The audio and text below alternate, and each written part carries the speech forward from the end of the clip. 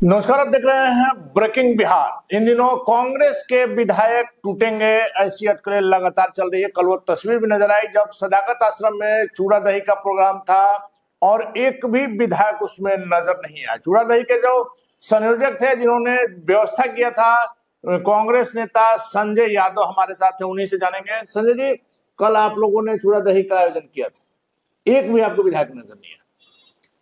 चूड़ा दही का आयोजन हर वर्ष होता है जी, पार्टी कराती है, कांग्रेस पार्टी कराती है। हमारे प्रदेश अध्यक्ष जी राजेश राम जी ने ऑर्गेनाइज कराया था। जहां तक माननीय विधायक जी का सवाल है, स्वाभाविक सी बात है कि इस वर्ष प्रथम वर्ष उनका जीत का रहा है और मात्र 2-3 महीने हुए हैं, तो ज्यादा से ज्यादा क्षेत्र में जनता पसंद करती है, खोजती है।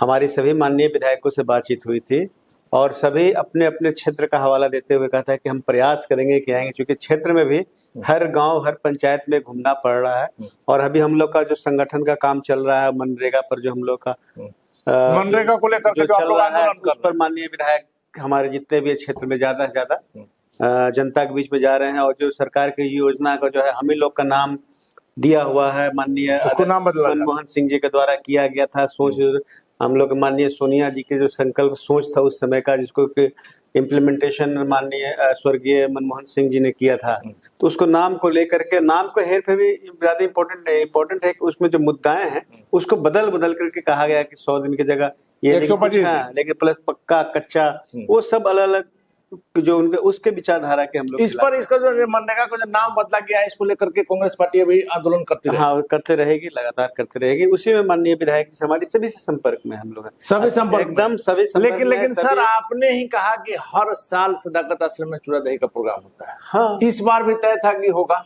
इसके बावजूद एक भी विधायक का नहीं आना संयोग है या कुछ और? नहीं, कोई संयोग नहीं है। हमने क्या कहा कि जो माननीय विधायक हमारे जीते हैं तो उनका चुनावी जीत का प्रथम 2-3 महीना ही हुआ, तो स्वाभाविक सी बात एक्सपेक्टेशन रहता है कि सब क्षेत्र में रहते हैं, हर जनता भी चाहती है। इन अटकलों पर आप विराम लगा रहे हैं कि कांग्रेस में टूट होगी? कहीं कोई ऐसा कोई मामला ही नहीं है, कोई मुद्दा ही नहीं है ये।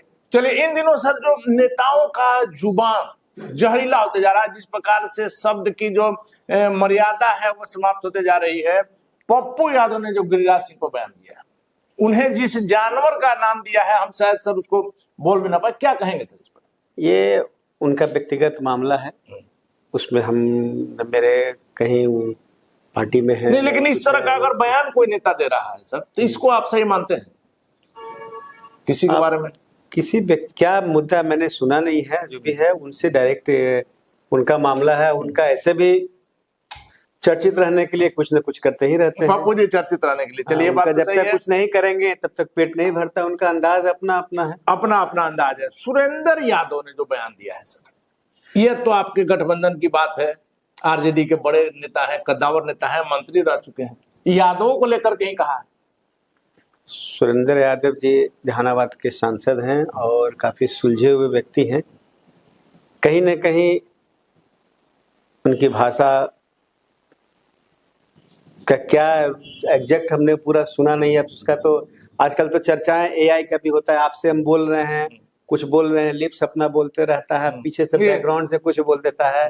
तो आईटी सेक्टर का नया नया जलवा है, नया नया कलाकारी होता है। हो सकता है कि उसके माध्यम से, जो कि हमने सुना नहीं है। आइए तो मामला बनता है वॉइस रिकॉर्डिंग जांच का, कि क्या उन्होंने कहा है या नहीं। यदि अब लेकिन वो पढ़े लिखे सांसद हैं, पीएचडी हैं, डॉक्टर, प्रोफेसर भी हैं, तो हम नहीं समझते हैं कि ऐसा उन्होंने नहीं। अगर किसी ने एडिट किया है तब तो निंदनीय है, बल्कि उसको सजा होनी चाहिए, इस पर केस होना चाहिए। लेकिन हमारा सवाल सर है कि यदि यह वीडियो सही है, सुरेंद्र यादव ने जो बोला, यदि का बात छोड़ दीजिए, भविष्य का नहीं है, अभी जो क्या है रिपोर्ट आएगा उसके आधार पर कर सकते हैं। ऐसे वो हमारे महागठबंधन के सांसद हैं और वो प्रोफेसर हैं, पढ़े लिखे व्यक्ति हैं।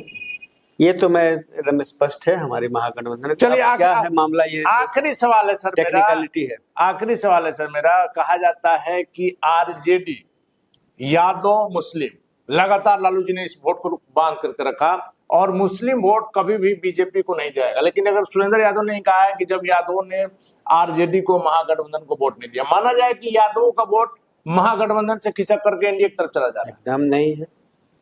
देखिए, ये आपकी सोच है कि महागठबंधन या हम लोग अपनी पार्टी की बात करें, 1906 पर आ गए सर। ठीक है, 1906 पर आए कि 10,000 रुपया का कमाल है, वो आप भी जानते हैं और सिस्टम भी जानता है। लेकिन महागठबंधन और जो भी है, सिर्फ दो ही जाति की पार्टी नहीं है, A to Z की समाज के सभी वर्गों की पार्टी है कांग्रेस पार्टी, और सभी वर्गों का वोट हमें मिला है और मिलता रहा है और आगे भी मिलता रहेगा। चलिए, तो सभी वर्गों की पार्टी है, और सबसे महत्वपूर्ण बात है कि जो लगातार इन दिनों बातें चल रही है कि चूड़ा दही के बाद, यानी कि मकर संक्रांति के बाद बिहार में खेला होगा। हालांकि सरकार पूरी तरह से बहुमत में है, लेकिन कांग्रेस के जो विधायक छूटेंगे उन तमाम अटकलों पर संजय यादव ने विराम लगा दिया है। आगे क्या होगा देखना काफी महत्वपूर्ण होगा। फिलहाल आप बने रहे ब्रेकिंग न्यूज।